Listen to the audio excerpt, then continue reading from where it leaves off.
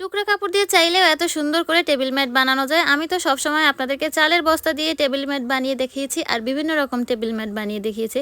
ভাবলাম যে আপনাদের অনেক রিকোয়েস্ট ছিল, আপু আমাদের বাসায় পুরনো অনেক রকম টুকরা কাপড় আছে, সেটা দিয়েও একটা আমাদের জন্য টিউটোরিয়াল দাও যে টুকরা কাপড় দিয়েও আমরা টেবিল ম্যাট বানাতে পারি। তো আজকে সেটাই দেখাবো। তো আম্মুর খাজানা সব বের করে ফেলাইছি। এই যে দেখেন, আম্মু আমাদের জন্য জামা কাপড় বানায়, সেটার কাপড়গুলো এই টুকরা কাপড়গুলো রেখে দেয়। আম্মুর কথা একটাই, এগুলো ফেলে দেওয়া যাবে না, এগুলো কোনো না কোনো কাজে ব্যবহার করাই যাবে। তো আজকে আম্মু আপনাদেরকে বানিয়ে দেখাবে টুকরা কাপড় দিয়ে টেবিল ম্যাট। আপনাদের সব সময় একটা কমন প্রশ্ন থাকে, কি প্রশ্ন বলেন তো? এই যে হাতটা দেখা যায় যে সেলাই করে, সে কে? সে অবশ্যই আমার আম্মু। আম্মু এইগুলো সেলাই করে। আমি তো জাস্ট আপনাদেরকে ভিডিওতে দেখাই, কারণ আমি তো সেলাই করতে পারি না। আমি আপনাদেরকে ডিটেলসে বলার চেষ্টা করি। আর আপনাদের এত প্রশ্ন থাকে এটা নিয়ে, আপনাদের কাজ হচ্ছে আমি যে ভিডিওটা কিভাবে করছে সেটা আপনারা খেয়াল করেন, সেভাবে আপনারা বানান। বাট কিছু মানুষ